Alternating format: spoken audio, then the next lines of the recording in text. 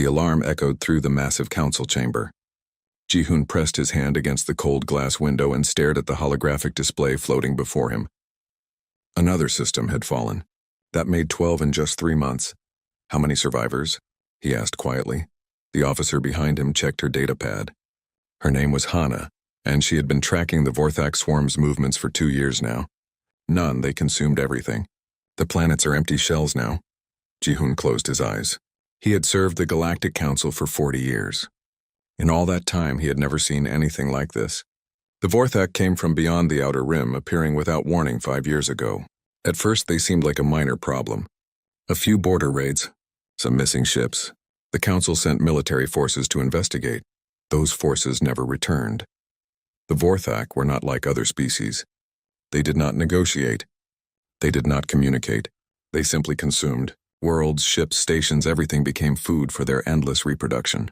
The swarm grew larger with every victory. Hana moved to stand beside Ji-hoon. The defense fleet at Karos Prime is requesting reinforcements.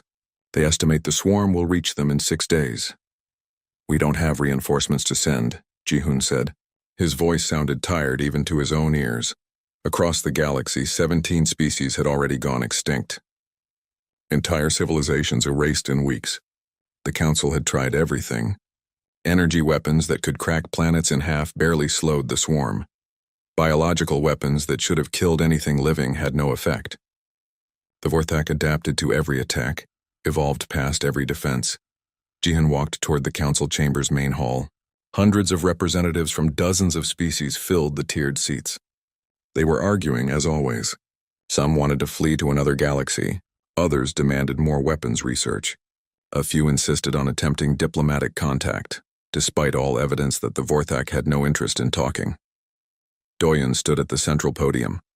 He was old even by his species' standards, with gray skin and tired eyes. But his mind remained sharp. He had been the Council's chief strategist for over a century. "The situation is clear," Doyen said, his voice cutting through the arguments. "We are losing.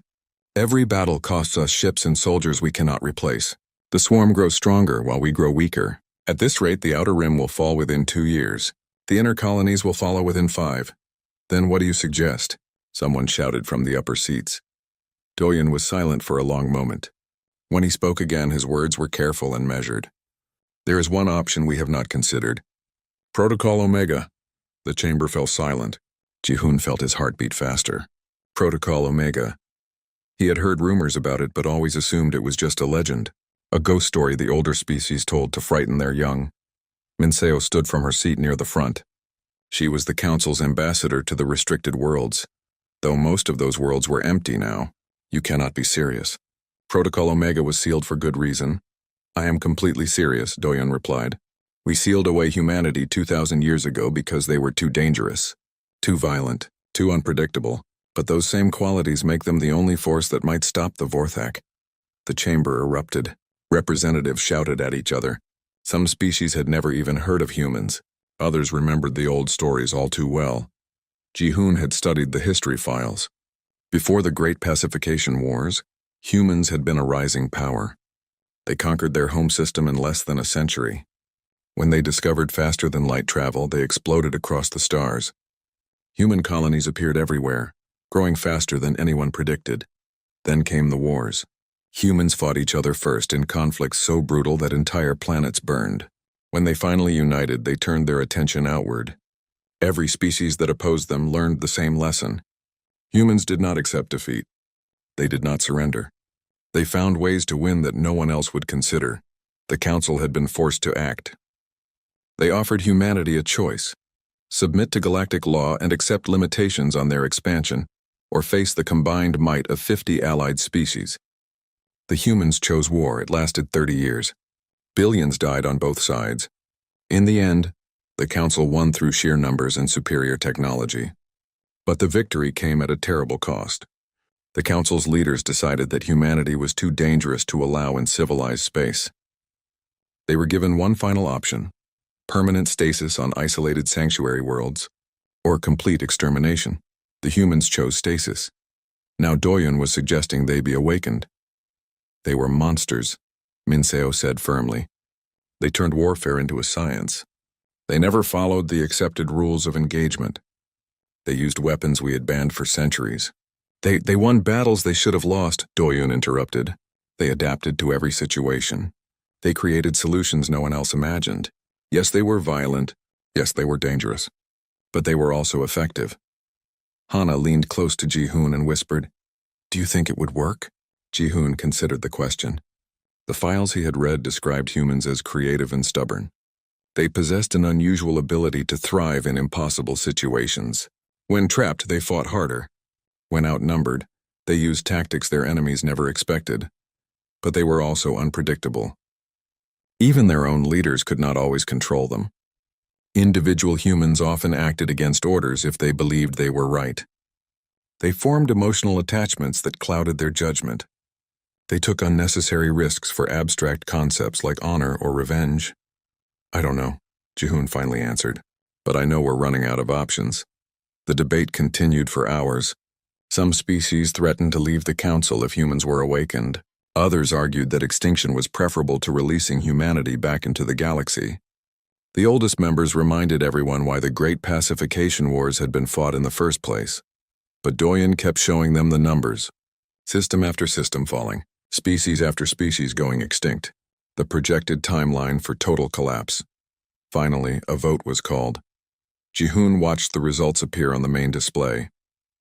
The chamber held its breath. Green lights for yes, red lights for no. The count climbed higher and higher. The final result appeared. By a margin of just 3 votes, Protocol Omega was approved. Minseo stood slowly. Her face showed a mixture of fear and resignation. "Then I will make the arrangements. The sanctuary worlds will be contacted. The stasis facilities will begin revival procedures." She paused and looked around the chamber. "May the ancestors forgive us for what we are about to unleash." That night, Ji-hoon stood alone in his quarters and looked out at the stars. Somewhere out there, the Vorthak swarm continued its advance. And somewhere else, deep beneath the ice of distant moons, machines were beginning to wake the humans from their long sleep. He wondered what they would think when they learned 2,000 years had passed.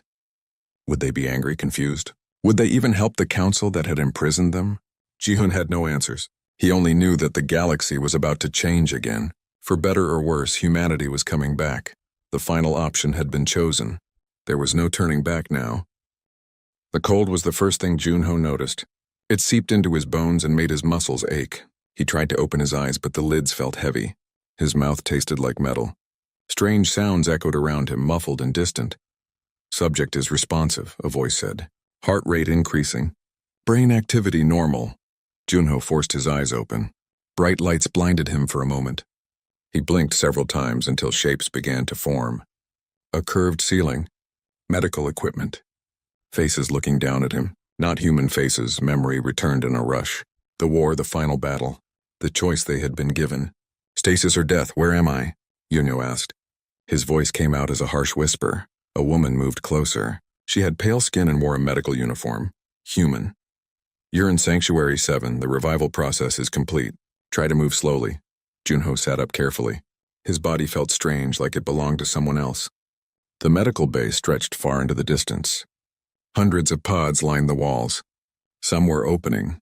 People were emerging, confused and disoriented. "How long?" Junho asked. The medical officer's name tag read Yoonji. She hesitated before answering. 2,000 years, the number should have shocked him. Instead, Junho felt nothing. 2,000 years. Everyone he had known was dust. His world was gone. The only thing that remained was duty. "What's happening?" he asked. Before Yoonji could answer, another figure approached. This one was definitely not human. She had blue skin and 4 arms. Her species name came to Junho from old memories. "One of the council races, Captain Junho," the alien said. "I am Diplomat Heejin. I need to brief you on the current situation." Junho stood on shaky legs.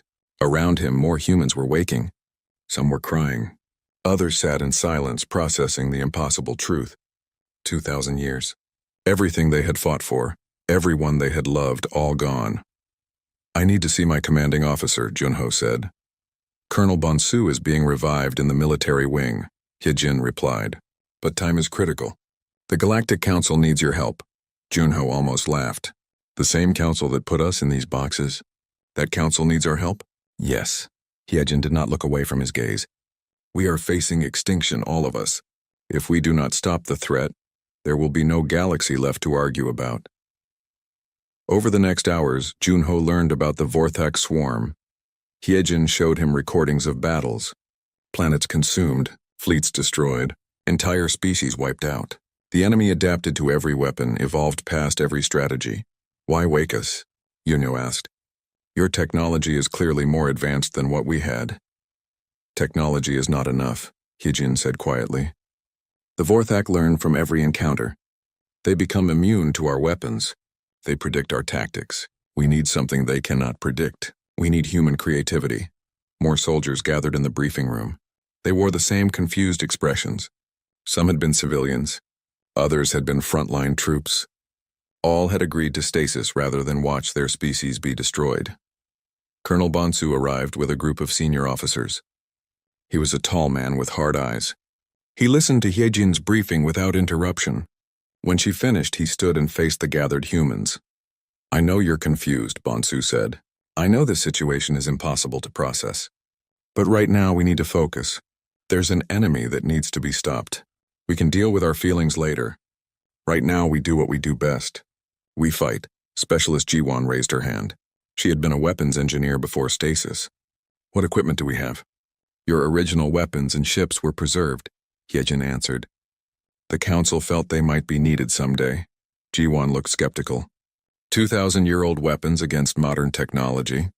Your weapons were designed differently than ours, Hyejin explained. We build for efficiency and precision. You built for reliability and power. The Vorthak have adapted to our approach. Perhaps they will struggle with yours. Engineer Taeyang spoke up. Can we see the armory? The preservation facility stretched for miles underground. Weapons of every type filled massive warehouses. Tanks, fighters, warships all maintained in perfect condition. The humans walked through in silence, touching equipment they remembered from their previous lives. It's all here, Taeyang said with wonder. Everything we built. Lieutenant Sumin examined a rifle. It was heavy and crude compared to the energy weapons the council used, but it would work in any condition. Underwater, in vacuum, covered in mud. That was the human way. Build things that never broke. They want us to buy them time, someone said. That's why we're really here. They'll evacuate while we slow down the swarm. Bonsu nodded slowly. Probably. But that's not what we're going to do. We're going to win. The other soldiers looked at each other. Win? Against an enemy that had defeated the combined might of the Galactic Council? They woke us for a reason, Bonsu continued. Not because we're expendable. Because we're dangerous. Because we fight differently than everyone else. The Council forgot what made us a threat. The Vorthak are about to learn. Training began immediately. The humans had to adapt to galactic technology, while teaching Council forces their own methods. It was not easy. The Council soldiers fought with precision and coordination. They followed complex battle plans created by advanced computers. Human tactics looked like chaos in comparison. Small units acting independently, soldiers making decisions without waiting for orders, plans that changed constantly based on immediate conditions. This is madness, one council observer said while watching human combat drills. There's no coordination, no structure. There's plenty of structure, Junho explained. You just can't see it. Every soldier knows the mission objective. We trust each other to do what's necessary to achieve it. We don't need orders for every action. But what if someone makes a wrong decision? Then we adapt. We cover for each other. We find another way. Junho smiled grimly. Your forces fight like a machine. Efficient but predictable. We fight like a living thing. Messy but adaptable. Weeks passed. More humans were revived. Engineers studied the Vorthak biology from captured samples.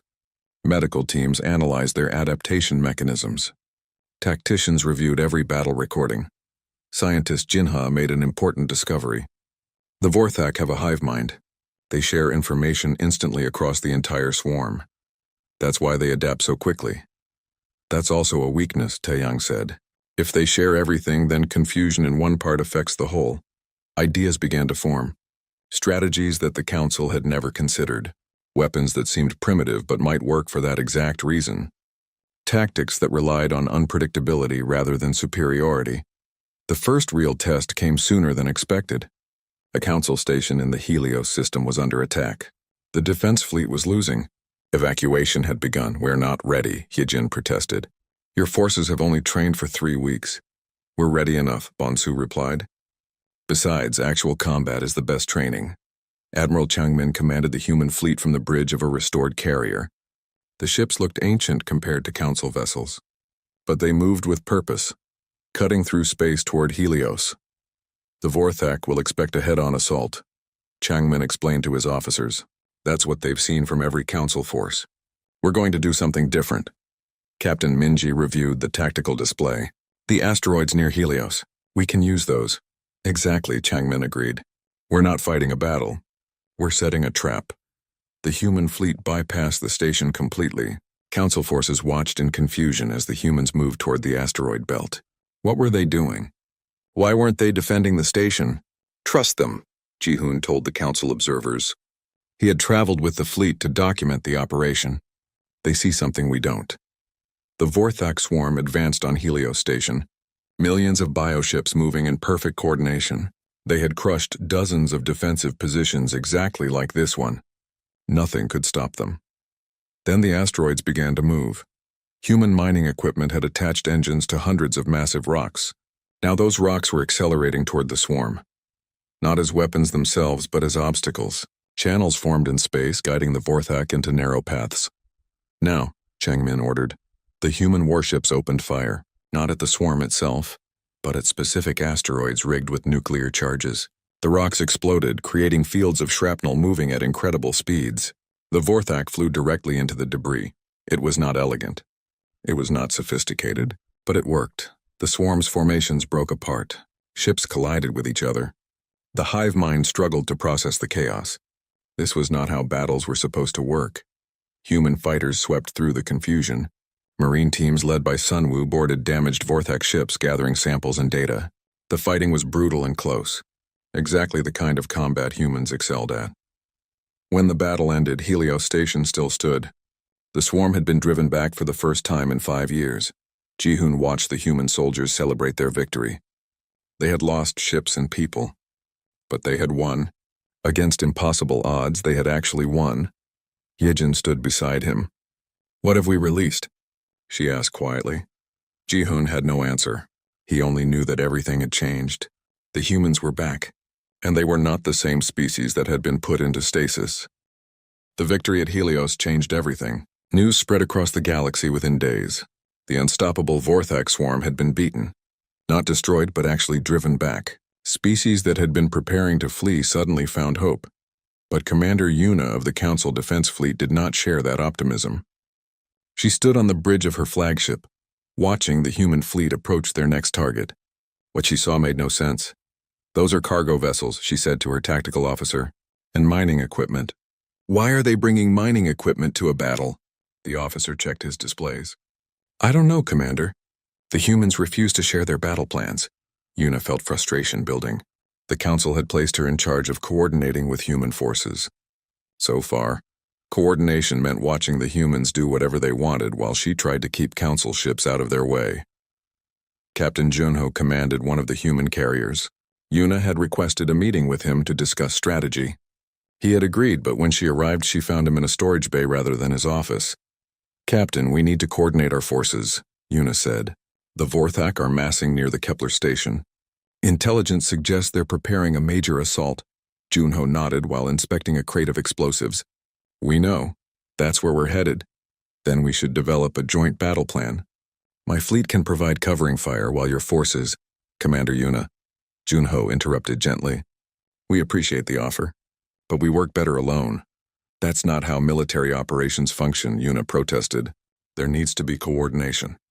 Command structure. Shared intelligence. Your forces can defend Kepler Station, Junho suggested. We'll handle the swarm. Before Yuna could argue further, Junho moved on to inspect other equipment. She was left standing alone, feeling dismissed. Tactical Officer Daeho approached her later. He was human, one of the soldiers who had been helping translate between the two military cultures. Don't take it personally, Daeho said.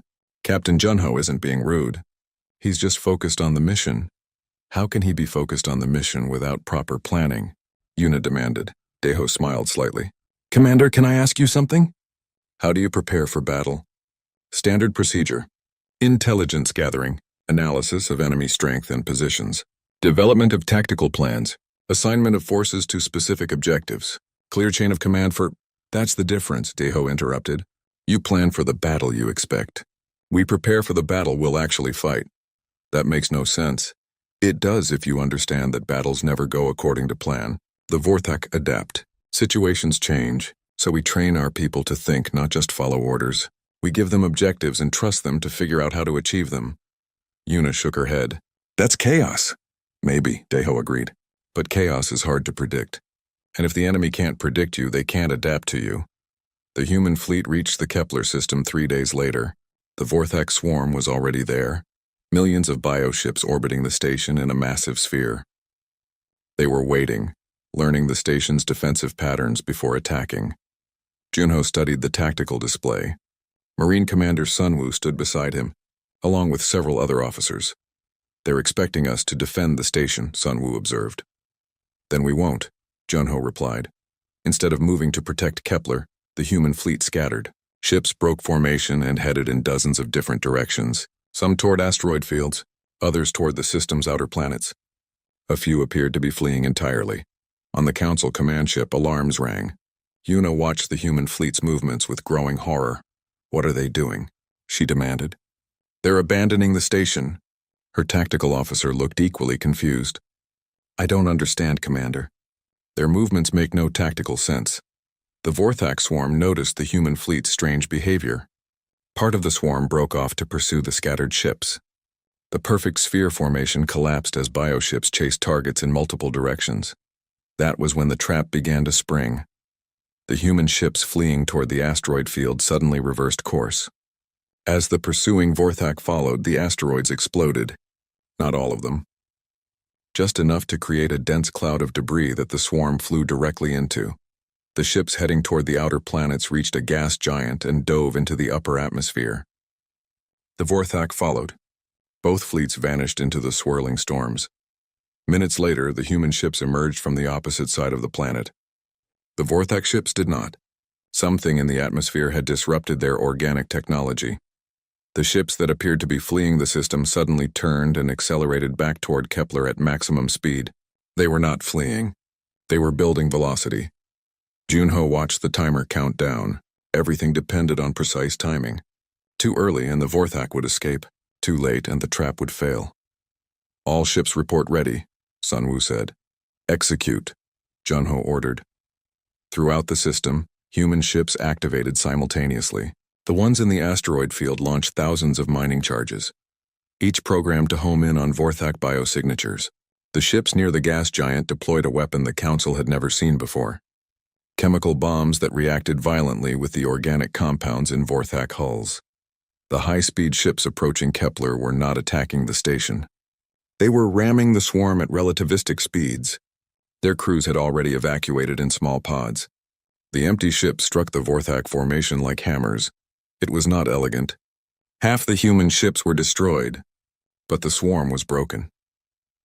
Science Officer Jinha studied the results from the Council observation post. What she saw fascinated her. They're not trying to be efficient, she explained to Yuna. They're trying to be unpredictable. Every attack uses completely different tactics. The Vorthak can't adapt because there's no pattern to learn. But they're taking massive casualties, Yuna protested. Yes, Jinha agreed. But they're also winning. And for humans, that's what matters. The next battle was different. This time the humans used biological warfare. Engineer Taiyang had developed a virus that attacked Vorthak reproductive systems. It spread through the swarm rapidly, carried by the hive mind's own communication network. The battle after that used acoustic weapons.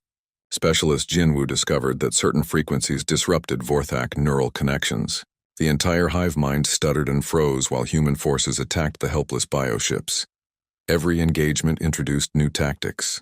Chemical weapons, psychological warfare, ancient strategies combined with modern technology in ways no one had considered. The Vorthak adapted to each weapon after it was used.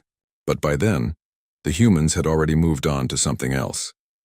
Commander Seojin led a group of fighters in what he called a harassment campaign.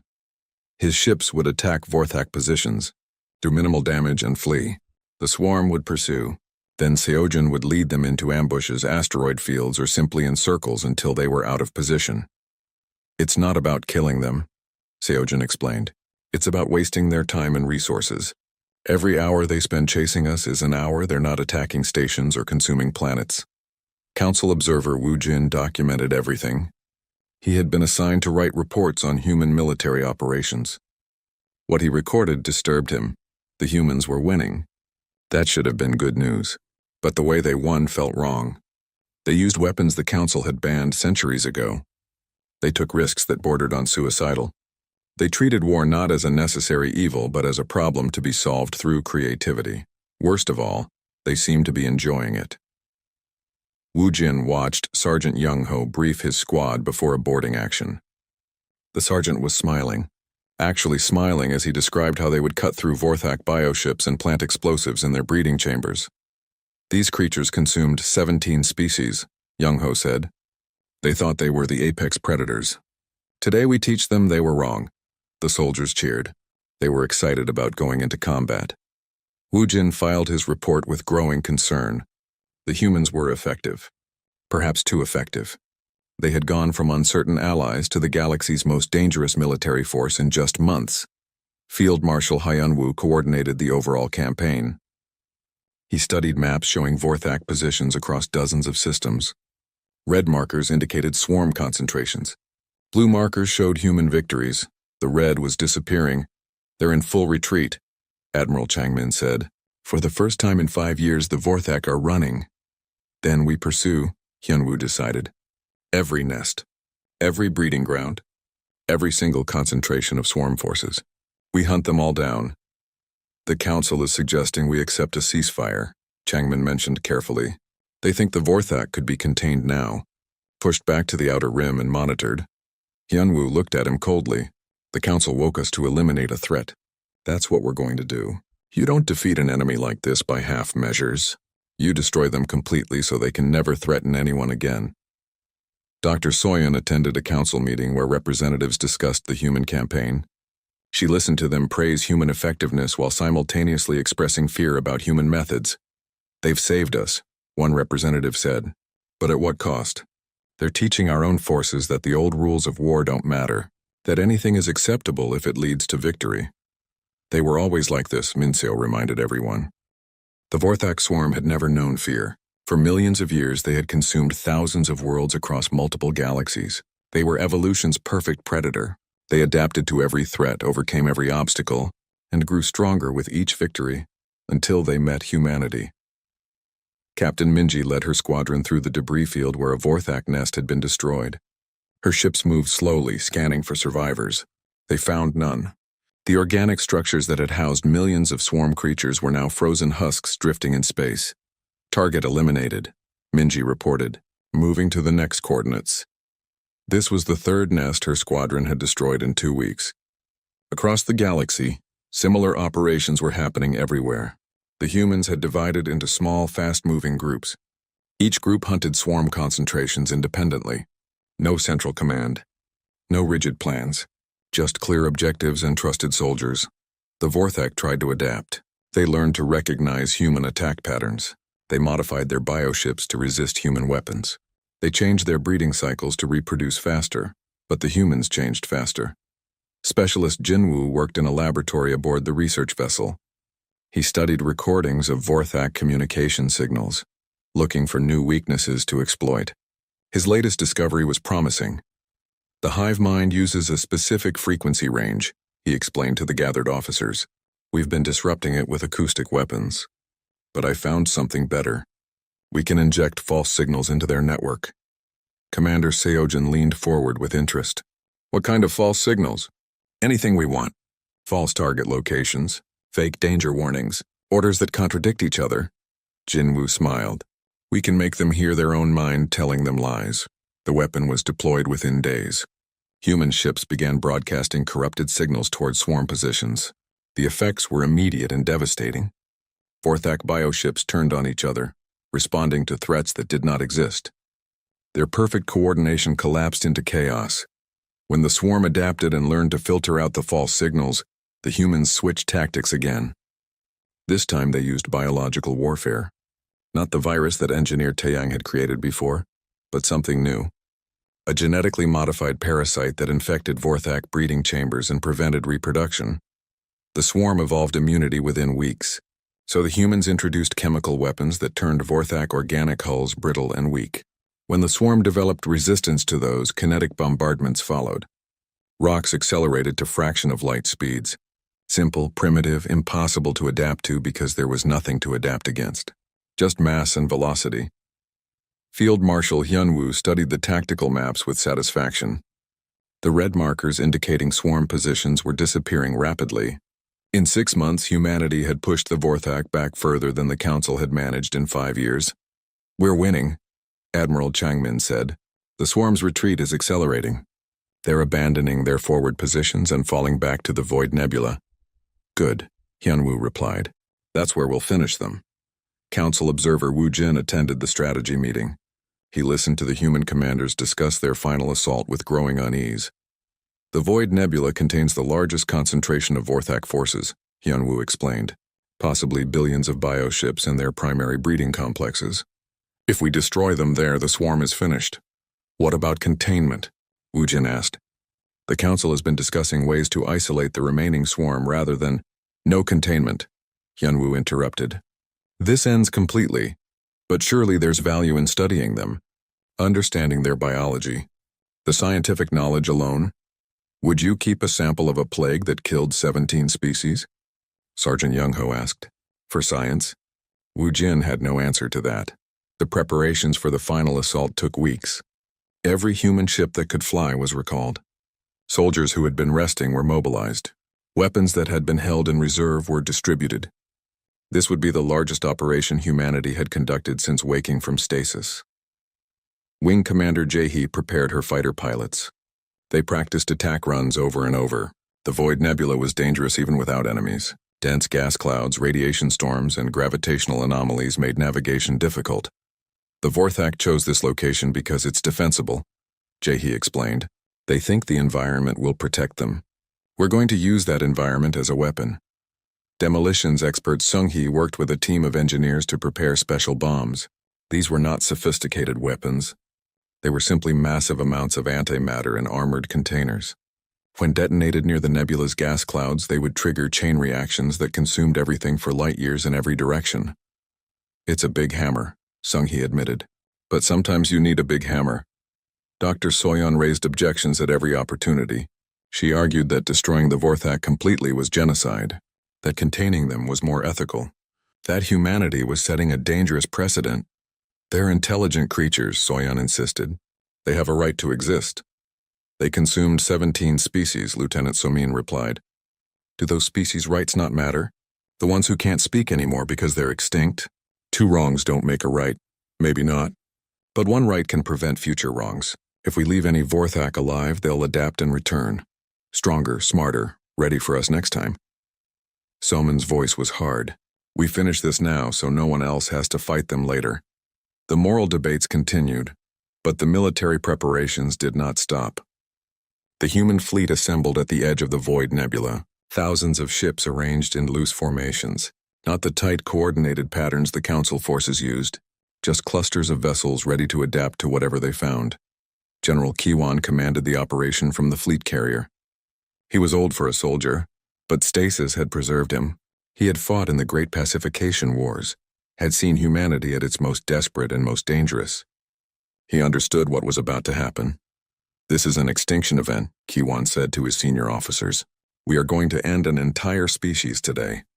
I want everyone to understand that, to remember it. What we do here will define how the galaxy sees humanity for generations." "They attacked first," Changmin pointed out. "They gave no mercy to anyone they encountered." "True," Kiwan agreed. "But we're supposed to be better than that, aren't we?" "That's what the Council told us. That we were too violent, too brutal. They put us in stasis to protect the galaxy from us." He paused. "Now we're proving them right. So what do you want to do?" Hyunwoo asked. "Win," Kiwan said simply. "I don't like it. But I'll do it. Because the alternative is letting them survive and watching them consume more species. Sometimes there are no good choices. Only necessary ones." The attack began at dawn, though dawn meant nothing in the void of space. The human fleet entered the void nebula from multiple directions simultaneously. The Vorthak were waiting. Billions of bioships emerged from the gas clouds. The largest swarm concentration ever recorded. They had gathered here for their final stand. The nebula's environment gave them advantages. They knew its dangers. They had bred specialized creatures that could navigate its hazards.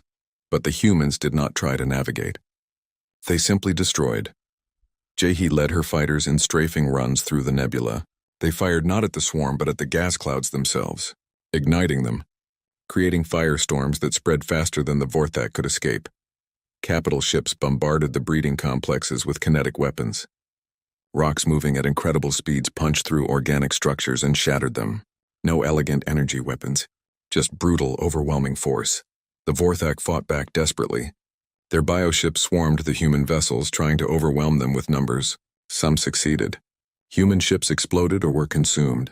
Soldiers died by the thousands. But the humans kept coming. Sung-hee's demolition teams penetrated deep into the nebula. They fought through swarm defenders to reach the primary breeding complexes. The structures were massive, organic cities that had taken centuries to grow. Sung-hee and her team planted antimatter charges throughout them. Charges set, she reported. Extraction in progress. Not all the teams made it out. Some were cut off by swarm forces. They detonated their explosives anyway, taking the breeding complexes and themselves with them. The battle lasted 3 days, the longest single engagement humanity had fought since waking. When it ended, the void nebula burned. Antimatter reactions consumed the gas clouds. The breeding complexes collapsed. The billions of Vorthak bioships were reduced to debris. Junho walked through the corridor of his damaged carrier. Medical teams treated the wounded. Soldiers sat in exhausted silence. Some cried. Others stared at nothing. They had won, but victory felt heavy. On the bridge, the tactical display showed the nebula. Where once there had been a massive concentration of swarm forces, now there was nothing, just expanding waves of destruction. Confirm total elimination, Kiwan ordered. The scanning teams worked for hours. They searched every corner of the nebula, every asteroid, every gas cloud. Looking for any sign of surviving Vorthak, they found none. The swarm is extinct, the tactical officer reported. The words should have brought relief. Instead, they brought silence. Everyone understood what had been done. An entire species gone. Not defeated or scattered. Erased completely. The celebrations lasted for weeks. Across the galaxy, species that had been preparing for extinction now looked toward the future with hope. The Vorthak swarm, the terror that had consumed 17 civilizations, was gone. Humanity had done what seemed impossible. But on the council stations, the mood was different. Ji-hoon stood at the window of his quarters and watched human ships patrol the space outside. They moved with confidence now. Like they owned the stars. In a way they did. No force in the galaxy could match them. Everyone knew it. The council wants to meet with human leadership, Hana informed him. She had been promoted after the war. Now she coordinated communications between the council and human forces. What do they want to discuss? Ji-hoon asked. The future. What happens now that the war is over? Ji-hoon almost smiled, as if the answer was not obvious. The humans would not simply go back into stasis. They had proven their worth. Saved the galaxy. They would demand their place in it. The meeting took place in the Grand Council chamber. The same room where Protocol Omega had been approved months ago. Then the chamber had been filled with desperate representatives arguing about survival. Now it was filled with nervous politicians trying to figure out how to deal with their saviors. Ambassador Chae-young represented humanity. She was not a soldier like most of the awakened humans. She had been a diplomat before stasis, someone who understood politics and negotiation. The humans had chosen her specifically for this meeting. The council wishes to express its gratitude, Council Chairman Minho began. Humanity has saved us all. We are in your debt. We appreciate that, Chae-young replied smoothly. And now we need to discuss terms. The word terms made several representatives shift uncomfortably. They had hoped this would be a simple ceremony.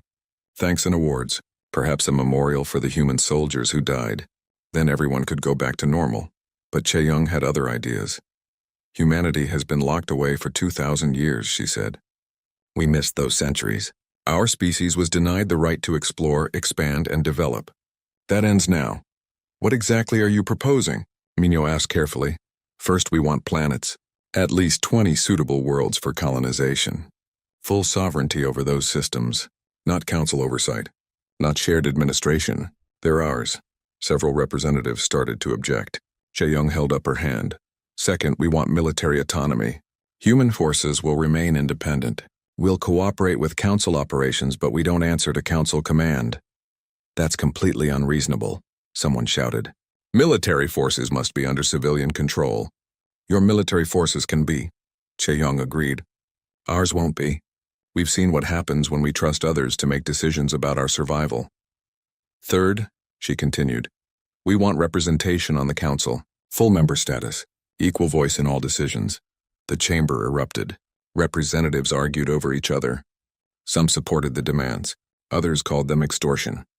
A few suggested the humans were becoming the very threat they had been imprisoned for. Minho called for order. When the chamber finally quieted, he spoke carefully. These demands are significant. The council will need time to consider them. Of course, Chae-Young said pleasantly. Take all the time you need. While you discuss, our ships will continue patrolling. Protecting council space. Securing the systems we've liberated from the Vorthak. She smiled. We're very good at occupying territory. The implied threat was clear. The humans were not asking permission. They were informing the council of what was going to happen. Minseo attended the private meeting of senior council members afterward. The mood was grim. They've outmaneuvered us, she said. We woke them to fight the Vorthak. Now they're too powerful to control. We could revoke their awakening authorization, someone suggested. Demand they return to stasis. With what leverage? Doyen asked. They have the strongest military in the galaxy. They could refuse, and we have no way to force them. We could unite the other species against them, another representative proposed. Show them that aggressive demands will not be tolerated. Like we united against the Vorthak? Minseo asked bitterly. That worked so well. Besides, many species support the humans. They see them as heroes who saved us all. The reality settled over the room like a cold weight. They had released humanity to save the galaxy. Now humanity was going to reshape it according to their own vision. Observer Ji-Yeon was assigned to monitor human colonies. The council wanted to know what humanity was planning. What kind of society they would build. Whether they would remain aggressive or settle into peaceful expansion. The first human colony was established on a planet they named New Earth. Ji-Yeon visited during the initial construction phase. What she found surprised her. The humans were not building military bases. They were building farms, schools, homes, families were moving in. Children played in newly planted fields. Soldiers who had fought the Vorthak now worked as teachers and farmers and engineers. You expected weapons factories? Junyo asked. He had retired from active military service and now served as the colony's administrator. Honestly, yes, Ji-Yeon admitted. We fight when we have to, Junho explained. But that's not all we are. We build, we create. We want the same things everyone wants. Safety for our families. A future for our children. The chance to live without fear. Ji-Yeon filed positive reports.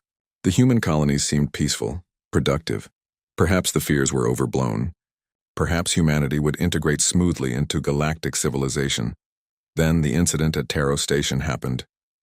A council security force had attempted to board a human vessel for routine inspection.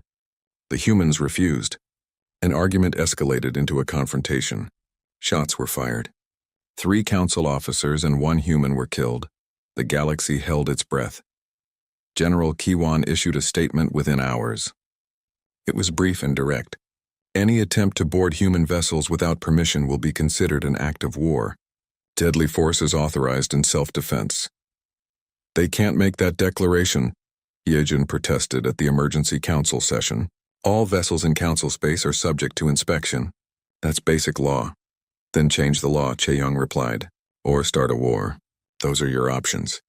Minho felt the weight of his position heavily. 2,000 years ago, his predecessors had faced a similar choice. Back then they chose war. Millions died. The council won, but barely. Now the situation was different. Humanity was stronger, more experienced. They had just destroyed the Vorthak swarm. If the council went to war with them, the outcome was not certain. We will discuss modifications to inspection protocols, Minho said carefully, to respect the sovereignty of all member species. Chae-Young smiled. I'm glad we could reach an understanding. Wu Jin watched the exchange with growing concern. The council was retreating, making concessions. Humanity was not conquering the galaxy through military force.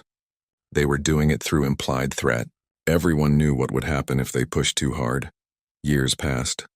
Human colonies grew. More planets were settled. Human ships became a common sight throughout council space. They served as military escorts, peacekeeping forces. Sometimes they intervened in disputes between other species, always claiming neutrality but somehow always achieving outcomes that benefited human interests. Commander Ji-hoon retired from council service. He had seen enough. On his last day, he met with Junho at a cafe on New Earth. You knew this would happen, Ji-hoon said. When we woke you, you knew you wouldn't go back to stasis. Of course, Junho agreed. We're not weapons you can store in a box and take out when needed. We're people. You gave us a second chance at life. Did you really think we'd give it up? The council is afraid of you. They should be, Junho said bluntly. We're dangerous. We've always been dangerous. That's why you imprisoned us. That's why you woke us. You wanted our danger pointed at the Vorthak instead of at you. And now? Hunyo shrugged. Now we're part of the galaxy again. We have planets and families and futures. As long as no one threatens that, we're peaceful neighbors. But if someone does threaten us... He did not need to finish the sentence. Ji-hoon thought about the old human proverb Doyen had mentioned during the first council meeting. About sleeping giants. It seemed more relevant than ever. The galaxy had learned what humanity could do when awakened. The question was whether they had also learned the wisdom of not threatening them. A ceremony was held to honor the human soldiers who died fighting the Vorthak.